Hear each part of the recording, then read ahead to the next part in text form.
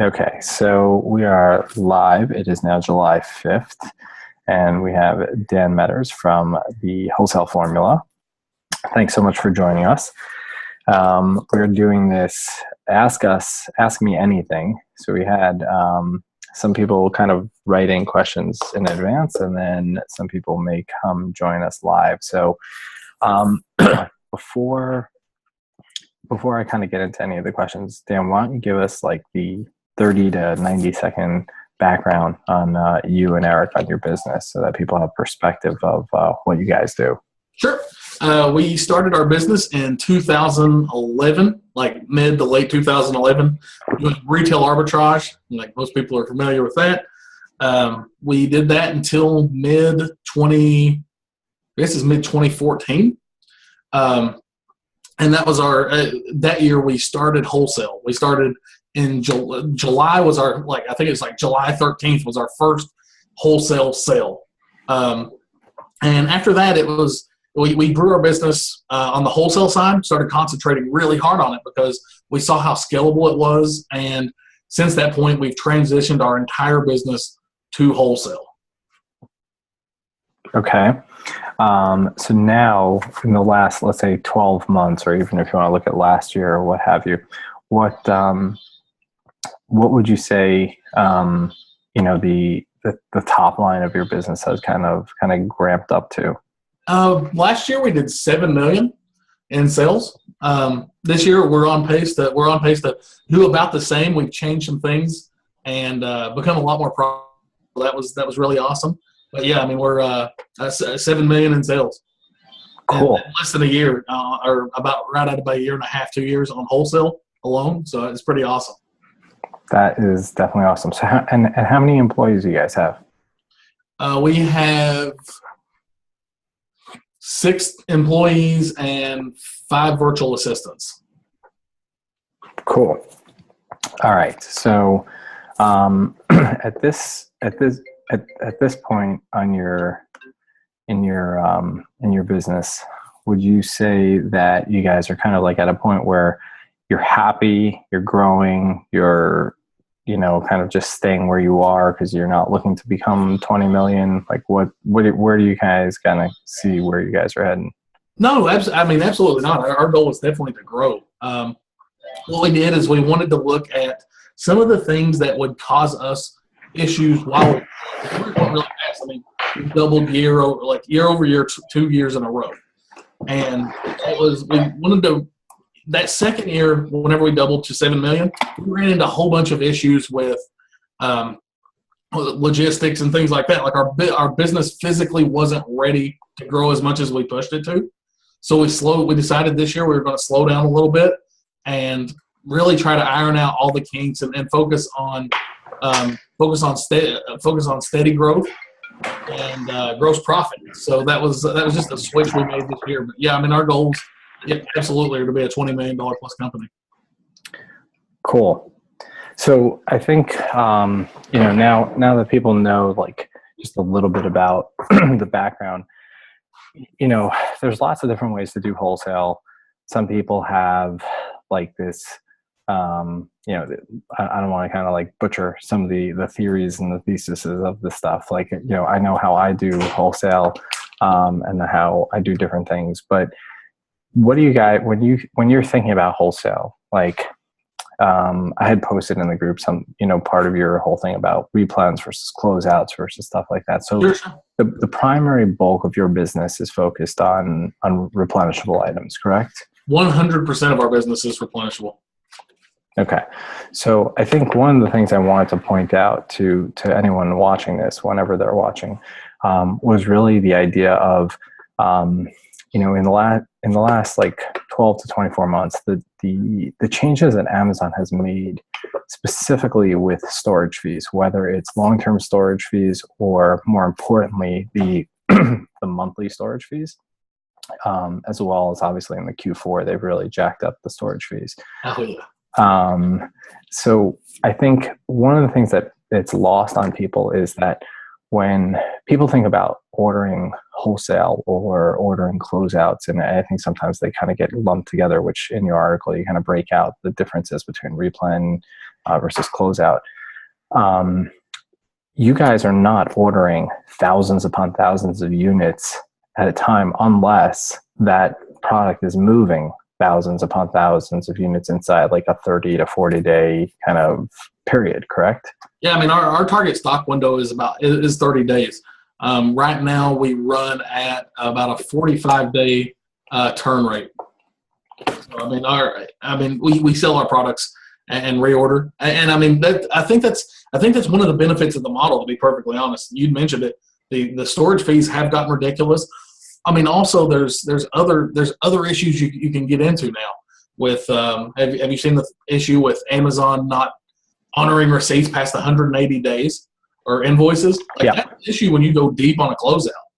Because Yeah. I mean, oftentimes you're going to go well over 180 days. That may be extremely profitable, but the problem is you get a inauthentic claim or something like that, and Amazon may not honor your invoice, and then what do you do? Like, you're not going to, at best, you're not going to be allowed to sell that product. At worst, you're going to get suspended and have to go through that whole process to get back on.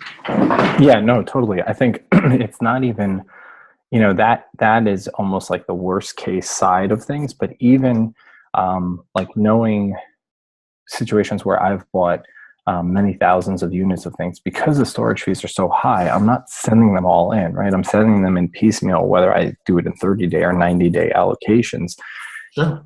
If even on the shipment itself, if they lose or damage any on the inbound and they want a receipt, and I purchased that, let's say, north of 180 days ago, I'm going to have a problem as well, because they'll also want to see the receipt, and they may not honor that. They may honor it, but they may not. I mean, absolutely. I've definitely seen them honor them before, but like a lot of their new email structure is has to be in that past 180 days and things like that. And I feel like they're starting to do that because of customer experience. Like, they understand that an older products start, they're not generally as work as well as new products. Like, it's just, it may be brand new in the box, but if it's 3 years old and had batteries or something like that, and it's probably destroyed. Like, I think Amazon's making these changes for a reason. Yeah, I definitely agree. I think, as we've definitely talked about in the past, and I've talked about in different places, Amazon is a customer-centric, customer experience company that also is a data company, and they're very, very focused on the customer side. It's a customer-centric model, and therefore all these things are clearly focused on the customer. So, which makes complete sense. Which is, their business, and as we always say, this is their playground, and they can change the rules at any time. But to be honest with you, here's the thing. To be honest with you, that's not why we're in replens. Like, we were in replens before any of these weird changes got in place. And the problem with us is, like, we tried closeouts. We like got crushed on a few, made a whole bunch of money on a few. Some worked, some didn't for us. But the problem is, at the end of the day, it felt like we were playing wholesale arbitrage, and it felt more like a crapshoot. And it's like, we hated building a business around a crapshoot model. It's like, I realize I'm going to be right the majority of the time, but when I'm wrong, it really hurts. And that's why we decided that, focusing on more replenishables and just placing more orders worked better for us. Okay. So we were there. It's just been a happy accident for us that, like, a lot of the rules and changes that Amazon's making is in favor of the model that we use. And, I'd love to be able to claim that was by plan, but it really wasn't. It was just a lot of the other factors, like I just mentioned, and then with private label and things like that, we just can't. I mean, we just weren't very good at it. So it's like a happy accident that landed us here. So before I get into some of the other questions, I think one of the things I think about, because when I started, one of the big things I did was replenishables as well. But one of the challenges that I ran into was the ASPs tend to be on the lower end when you're dealing with a lot of these replenishables. Not many, excuse me, not many items are north of $50 purchase price, average selling price, ASP, when you're dealing with replenishables. Are you finding that to be, for you guys, a true statement, or not really? Like you found it where, like, are you defining, I guess it depends on how you define replenishable. Like, are you defining replenishable as consumable, like something that, people eat or ingest or rub on them, or yeah, so that's a fair point. So when I think of replenishables, right, because replenishable just means that it can be replenished, meaning I sell out of it, I can get more of it. But when I think about replenishables, I tend to prefer, when I'm looking for replenishables, consumable or usable. Consumable, whether it's digested, or consumable that it's used up, like toothpaste or shampoo, right? Where someone is going to come back for the item, whether it's every 3 months, 6 months, 9 months, I know that item is going to be repurchased again. I think in that market, I found that the ASPs tend to be lower. Yeah, absolutely. I agree with you 100% on consumables. But for us, the majority of our lines aren't necessarily just consumable. So, like, for us, replenishable just means that if I sell it, I can restock it. Like, I can go to this company and continually buy it over and over and over. So, theoretically, as long as a product has driven demand and consistent demand, like a trash can can be a replenishable, because it had, if people are constantly buying that trash can, it's always going to have demand, and I can always reorder it from the source. That fits under our model as replenishable. And we do sell there's like a couple different little trash cans that we do sell and do really well with. So, okay, no, that's fair. So one of the questions that we got was, since you guys have started Wholesale, do you think that it has gotten easier or harder? And either direction, in what way has it gotten easier or harder? I don't think it's gotten easier or harder. Like, if anything, it's gotten easier because there's more information about it. And that's true that'll be true for a year from now. Like, there will be even more information.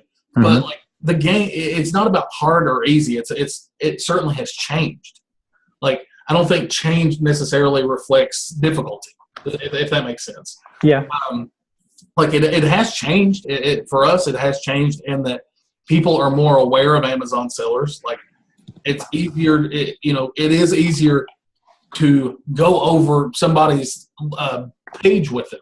Like, if we do a lot of conference calls and things like that, where we'll go through somebody's inventory, or their listing on Amazon, and go through what's wrong with it and why it's not performing as well as it should. Mm-hmm. And things like that. And it's gotten easier because people understand Amazon now.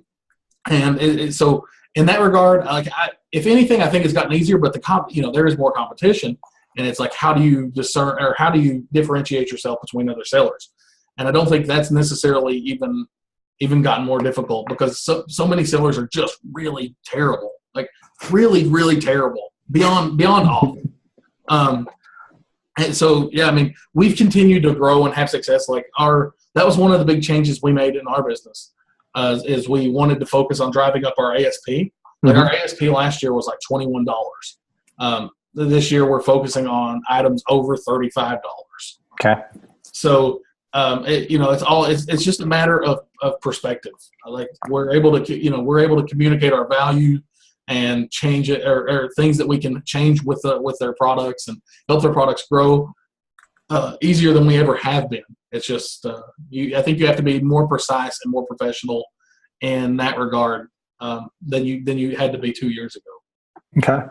No, that makes sense. And that actually touches on the follow-up question that I had, which was, how do you actually add value to the accounts, whether they're an existing account or it's an account that you're looking to get? And I think you touched on some of these things, because 2 years ago, and definitely last year, I made a push to raise the ASP as well. And that was a lot of when I started getting into much more shoes and clothing. And, last year, I think I ended the year, I'd have to really check, but probably up 20 to 40% increase in the ASP. Like, I ended up in the upper 30s. But that was a focus, just like you're making that focus now. So I think when you look at an account that you want to obtain or that you have, how do you kind of think about it from a add value to them? Like, what's going to make me want to use you versus, like, let's say now that it's a more known thing, right? Wholesales now, the Amazon sellers are out there more, they're approaching more accounts. When you approach someone, you say, hey, you should, not because I'm selling $7 million top line, because that doesn't matter to them, right? Like the pie is fixed. And how many times it gets sliced up is not going to matter to them, because at the end of the day, they'd probably rather sell to fewer Amazon sellers rather than many. So what is your like value proposition to them? Here's the thing, and I think a lot of people get caught up in it. A lot of people feel like they can't add enough value or they're inadequate, right? Like, that's the big concern. It's like, oh, you guys can do all this shit because, like, you've been doing it forever. It's not true. I think the most important resource is resourcefulness. So it's like, our big thing is going to them and helping them understand the problem, right? It's like, if I told you, or let's rephrase it. If you told me today that you were the best horse jockey coach in the world, do you know how much that would mean to me? Nothing. Actual zero. I mean, do I look like a horse jockey? Right. No. Like, it means nothing to me. So, I feel like if you go there with the shotgun approach, like, hey, I can do all this stuff, it just makes you like, you're just noise. So, like, the way that we're communicating is, we go to them, we identify problems, and then we discuss solutions. And it's like, once you're engaging people in that discussion of like, here's how we can improve your brand, and here's what we see. Like, what is your vision? What are you wanting out of this? Like, they're so much more willing to work with you, and that's it. So, as far as how do we add value? It's very simple. It's like, I identify what's wrong with something, and I tell them what's wrong, and then I try to develop a solution with them. I try to include them in a solution. So, I think anybody can add value, to be perfectly honest. It's just, you have to focus on, instead of focusing on what you can do, focus on finding out what's wrong. And even if you can't do it, like, for example, here's another example. Like, if I tell you, let's say that you're a manufacturer, and I come to you and I'm like, hey, Aria, let's go over your listing here. And this is broken. Your pictures are terrible. Well, we don't have any in-house photography. It's like, just not a thing for us. Mm-hmm. Like, but all that stuff can be outsourced. Like, right. Everything can be outsourced. And that's what we've realized is, instead of trying to be able to do all this stuff, we just try to identify people that are really good at it and then outsource to them. I think that's great. And I think that's something that I 100% agree with you, that it's lost on people. People think that they have to constantly be doing something, constantly be doing this or that. And the way that you're really going to grow the business is totally outsourcing different things. Like, you may need to know all the moving parts, but you don't have to be doing all the moving parts. There's no reason for, like, I'm sure that you and Eric are not out there packing pallets. It's the same thing. You don't have to be taking the photographs. You don't have to be telling them how to fix this specifically, because I don't know if you have a team member that is really dedicated to working on listings. I don't know your team's process, but you can have different people do different things, and they don't even have to be, sitting where you guys are in Kentucky. They can be your VAs and stuff like that. So I think that's a great thing for everybody to recognize, that there's tons of ways to do this, and it doesn't require you to be physically doing every single one of these things. Like, what we do have one employee that is focused on he deals with all of our reorders, and he's focused on delivery of value. So, like, he's but he doesn't know how to do anything. Like, he doesn't know how to do any of the things that we do. He just knows the people that we talk to do these things. So it's just like, whenever we have this issue, he goes to this person and gets it done for him. Right. Or suggest, and oftentimes you can just suggest to the company, be like, hey, like, go contact this person and get them to do it. It's like, we don't always necessarily do it for them. We just serve as a resource for them. And it's like, people don't realize how invaluable that is. It's like, having a resource or consultant that knows about that sales channel is very important, so long as you're able to communicate the problems to them. So I still think, the most important thing is being able to accurately assess and communicate issues that would prevent them from not being fully optimized. Yeah, no, it makes complete sense. I mean, last week was Boost in New York City, And I was talking to someone who I wouldn't call him, I don't even know how to describe his business, but basically he has many different types of things. It's not an individual. It's really like a corporation. And one of the things he was saying to me was, you don't realize these companies out there, whether they're doing tens of millions of dollars or, a few $1,000,000, they don't understand the Amazon platform. And we take for granted the knowledge that we have. Like what we know is, it's kind of like we do it every day, or we're selling all the stuff and we understand the ranks, we understand the keywords, whatever it is that we know how we're doing it, we assume that these companies know this and take it for granted. And the truth is a lot of them have zero idea of how the platform works. That information is terribly useful to them. It's funny. Like we don't obviously advertise it. We're more like, the wholesale formula itself is more like B2B or B2C rather. Mm-hmm. And it deals with teaching people how to make the business and things like that. But we get so many emails from companies that are like, hey man, like watch some of your videos, like please help us fix our listings. Like it's ridiculous how many we get. I took Matt one today, and that they own 8 different brands. It's a company that owns 8 brands, and they were like, hey man, we'd love to work with you guys. So like it's just unreal. Like you're right, man. It's like companies know that Amazon's more important. Like they know how important Amazon is becoming in their business, so they need somebody to be able to advise them. Yeah, and it's like that's all you have to do is you have to establish yourself as a trusted person who can talk to them and talk them through issues, or at least help them find an answer. And it's like as long as you're doing that, and you can show them why, like how this is helping them, they will just want to work with you. It's really easy. It's so easy to establish relationships when you focus on the delivery of value first. Honestly, it's the easiest model in the world. I agree. I mean, I think a lot of these companies need us almost as much as we need them. But I think you have to find those guys, right? It's not everyone you contact is not going to be that company.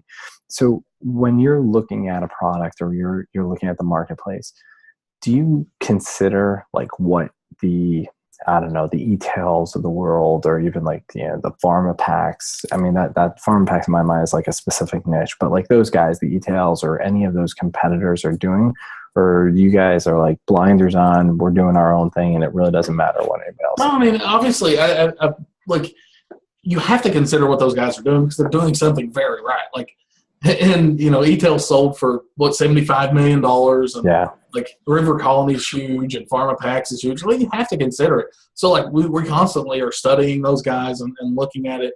But honestly, like I can, what is the primary difference? Primary difference is that, they're not doing anything special. Like we actually have received solicitations from Avalanche for a private label brand we own, from e-tails as well. And it was like, it was just so bad. Like their approach was so bad, but it was focused around like, look how big we are. Like we're really big and awesome. And so as far as like, can you beat them? Absolutely. You can be infinitely more personable than they are. And, as far as what do they do? It's like, we got e-tails on the phone and we were talking to them back and forth, and it's like, all right, so how could you help our brand grow? And it's like, through the power of e-tails. Like literally said that like 8 times. And it's like, what is that? What does that even mean? And so they don't really have an answer for you. It's just, they're focused on being big, but here's the thing they do. And I think that as a business owner should pay attention to is they've learned to make themselves incredibly efficient. Like they're incredibly efficient at all parts of the business. So it allows them to operate on small margin. Like if a lot of the products they carry are very tiny margin, but it works for them because they're very well capitalized. Secondly, they have all the efficiency in place to be able to realize a 3-5% margin. And I think what Pharma Packs say it's like 3 to 5. Yeah, I think I've seen that. You just have to have extreme efficiencies in your business to do that. And it's like, how does that translate to your average seller? And it's like the average seller can focus on maybe one aspect. You're never going to do these things overnight, but you can get really efficient in one aspect of your business and make a bunch of money. That's the parallel I see in looking at those guys. So when you look at them, do you say, well, because they're willing to run a 3 to 5% margin, I want to stay away from anything they're doing? Or do you say like, no, we can probably get just as efficient and compete with them? I mean, like we don't really carry any products in that range. Like it's Mhm. not, it doesn't work for us. But there's certain products we carry. Those companies are like a machine. So it's just they get a product, they put it in, and they match lowest price. And if it's been there for a while, like, and the brand is pretty protective, like those companies have great margin products as well. It's just a lot of them are bad. Like, Right. so we try to find, we will try to find the good ones and carry those along with them. So, and on that topic, are you willing to carry a product at a loss to get the profitable products out of them? Absolutely. Okay. If necessary. I mean, we don't. I don't think you look at a purchase order by a product. Like I think it's a really bad way to look at a purchase order. I think you have to look at it like the entire order. Like what percentage am I making from this entire order? Mm-hmm. And it's a lot better because some people may require you to take other products. Yeah, so I guess that on that topic, do you find that most places want you to be ordering their entire SKU catalog or a chunk of that catalog in order to, really work with them? Not necessarily initially. As our partnership grows with them, and it's like as they see the things that we're doing and how we're able to help them and stuff like that. Like absolutely. Like people, it's funny because we generally start carrying the bare minimum, like just whatever the awesome products are, Right. and then we'll slowly increase to carrying other stuff too. But it's more or less whenever we're trying to really hammer out a relationship with them. Okay. A real long-term relationship. And do you guys ever bring new product to market? Very, very rarely. Like the only way we will is if we have for like an extreme advantage. Like really, really, the pricing definitely works, and we have an exclusive. Okay. Like an exclusive, it can be a 6-month, 1-year exclusive, something like that. Mm-hmm. Where once we build a listing, like we're very confident in our ability to make awesome listings and make them sell. But it's like I don't want to put all of that work in just to share it. Right. So we try to realize a profit from it before we would share it. And oftentimes, like whenever that happens, like here's the great thing: it's like whenever they approach us about that because they're really confident in our abilities, it opens up that conversation to have with becoming exclusive on their entire line. So it's usually it's a really awesome conversation to have. Okay. Yeah. I mean, that was going to be my follow-up question. Like if you're going to get a semi or a 6-month or a 12-month exclusive on one product, you're going to try and get that across their entire product line, right? Absolutely. Because it shows they have confidence in you. Like, we don't, like, I'll say this, we don't ever go to them and be like, hey man, if you're going to need brand new products, we'd love to carry them. No, like I really just want the stuff that sells. Like I really don't want your other garbage, but I'm willing to deal with your other garbage to help us out. Right. So have you found, I know this is not your core business model, but have you found that any of your suppliers will come to you and say, hey, we want to move these closeouts or we're trying to not run, and you guys buy those or you're like, we'll refer you over to someone else? Like, how do you guys handle that kind of stuff? We will buy those closeouts. Okay. We're not getting them like second, third hand. Mm-hmm. We know that we can get invoices reissued and things like that. Okay. So that's that. As long as that's not it, as long as we feel like we're protected, I'll buy anything that I can make money with. But it's like I'm very, very protective over the ways I'm willing to make money. Like for example, I don't do any retail arbitrage anymore at all, and it's not because I think you're going to necessarily just get banned, but like even having a 0.25% risk is just not worth it in our business because everything is so streamlined as far as ordering from suppliers and things like that. Like I don't have a hard time getting product. Right. I would also think that like if all of a sudden you had shoppers showing up in your warehouse with RA, it would totally disrupt your flow of absolutely and getting things out the door. It was funny. It's funny you mentioned that because I remember the last time that I brought RA stuff in. I was like, we used to have shelves set up in our warehouse for RA, and I brought in a bunch of stuff and I put it on the shelves. I was proud as a peacock. It was all awesome stuff, and it sat there for like a month and a half. And it was like, so I go out there and I'm like, guys, like, what the world's going on? Like, why is this stuff sitting here? they're like, oh, so you want us to like stop processing this $8,000 purchase order to go process the $3,000 in random stuff that's going to take 3 times as long? And I was like, all right. Right. So I processed that order, and I've never done it again. Right. So it's you're absolutely right. I mean, it's like our as awkward as it is, our building's just not set up for it anymore. Like our processing teams they honestly, I don't even think they would know what to do. Right. If we took that out there. No, it makes complete sense. And so let's talk about Prime Day quickly. Given that, obviously it's going to be next week, I don't even know how it plays into the contest gas, because I would actually have to reread the specifics, like when that shipment went out. But did you guys say, okay, we're going to normally, normal 30-day sales are going to look like X, we're going to do 2X for Prime Day? Like, did you gear up, or did you say, yeah, whatever, if we sell out, we sell out? No, I mean, we definitely geared up. We definitely shipped in, probably an extra 4 to 5 day supply on a lot of items. Like for us last year, Prime Day, I know a lot of people like 2X and stuff like that. Like a lot of the categories we sell in just aren't that exciting for Prime Day. So, I think our sales were like 50% higher last year. So, that changes the math about, 2 days or something like that on our replenishment periods. It's funny because, I'm trying to remember my Prime Day last year numbers. They were probably like 2X, but I actually went with a slightly different strategy, and that was because this is going to be Prime Day number 3. So last year I felt like Prime Day number 1 was like one of these weird things. Like I didn't really know what to expect, and they kind of like it was just like a weird one.